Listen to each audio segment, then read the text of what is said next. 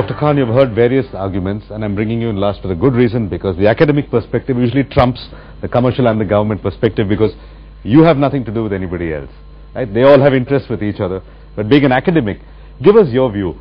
We have a killer app called Facebook, 500 million users, which is now the third largest country in the world. It's India, it's China, India, and Facebook. Yeah. Right? Almost no advertising, no campaign, no awareness, completely based on user pull. And Facebook clearly has ramped up its infrastructure to service 500 million almost overnight. Yes. Does Indian business lack that killer app, one killer application that's going to bring businesses in a flood onto the internet? The killer app, as you said, will come if businesses want them. But you know, it's important to look at what SMEs do in India. It's not just 35 million SMEs. It's another 40 million in the informal sector. So we are looking at a near micro, small, one-man operations, one-woman operations. 100 million firms, and they don't want to be on the web. The reason they don't want to be on the web is, who is their customer? The SME typically deals with a larger firm. It's one customer or two. Why would you want a web presence to do that? The second reason is that most of our transactions in India, commercial transactions, are non-monetized. They are cash transactions. Okay. We don't want to pay taxes. So why would you want a web service where your transactions are tracked? That's a brand new angle to the discussion. 1% of us have credit cards. So what do 99% do with a website that will allow them to do transactions with a debit or a credit card?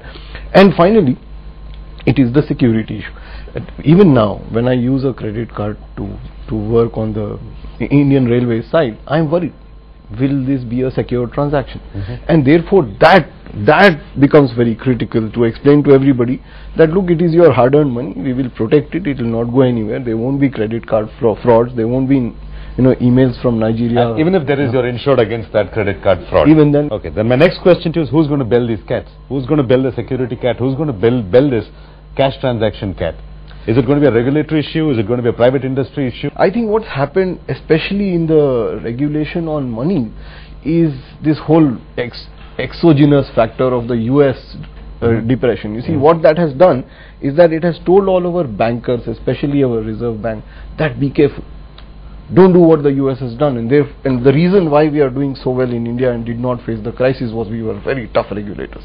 So we want to be tough, we want to be slow. And therefore this takes a backseat. The scams haven't helped. There is no reason why anybody is going to say that, why isn't it being pushed and come early.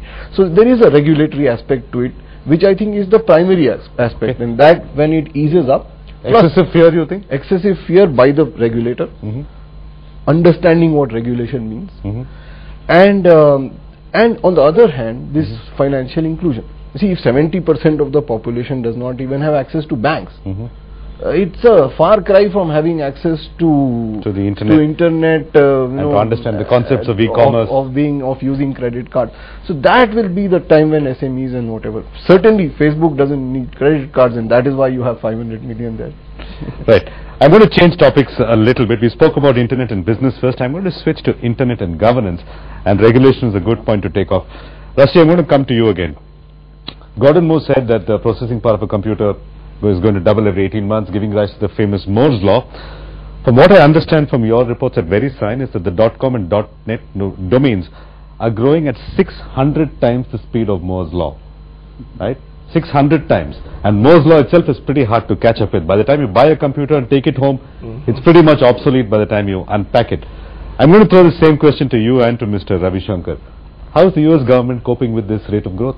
Is regulation, is government, is policy, is the law even able to catch its breath and keep up with this rate of growth? Certainly it requires a partnership between government and private enterprise to keep up with the rapid growth. But typically government lawmaking they don't like private participation in lawmaking.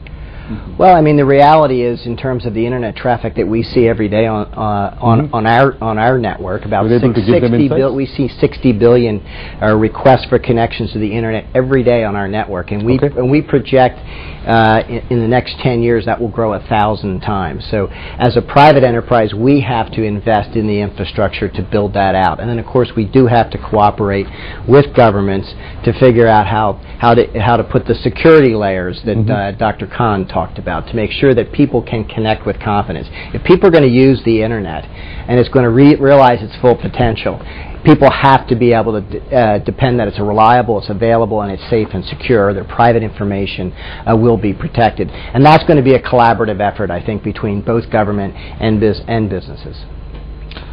Mr. Ravi Shankar, same question to you. From the Indian government's perspective, you saw Dr. Khan talking about what I would classify as excessive caution in our desire to protect ourselves against the vagaries of the internet, to actually restrict the amount of commerce that happens on the internet. What is the Indian government's stance on this?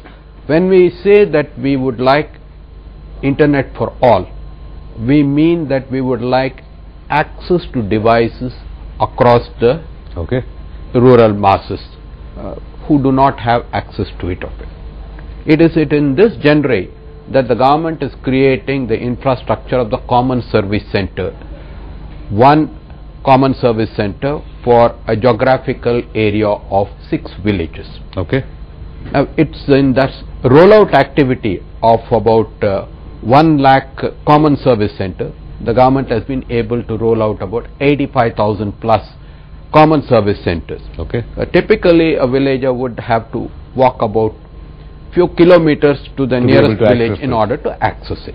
I think access becomes the primary function, because that is the role of the government in order to ensure that infrastructure is available. And on that note, I'm going to come to the last aspect of this discussion, what I call internet and society and internet and citizenship, and more importantly what's called the conscious internet. Recent examples in both Tunisia and Egypt have shown that even in countries which are relatively uneducated, the power of the internet to bring down governments is awesome, and it's not very far from the day that the power of internet can be used to bring down private industries. If you think a CEO of a company is a crook, you are going to have shareholders using the internet to bring him or her down, and bring him or her down very, very quickly. Sanjeev, do you think Indian businesses and Indian government is ready for this kind of onslaught from the power of the people, when internet transfers power to the people? No, I think first of all, it's great that internet transfers power to the people. Secondly, the internet did not bring down the government. The people were able to connect faster and mobilize. So it was facilitated, yes. And I think it's about transparency. It's about people power, and I think this will bring about more accountability, and I think that's fine, right? So let's see. Here's the contradiction. The government has to enable people to get the power, which in effect could bring down the government. How do you think governments are going to react to this? Egypt tried. They tried shutting down the internet. Tunisia actually shut down the internet, and I think Egypt shut down for a few days, right? In effect, the government is going to say, here's the power that can bring me down. How are governments ever going to give up that power?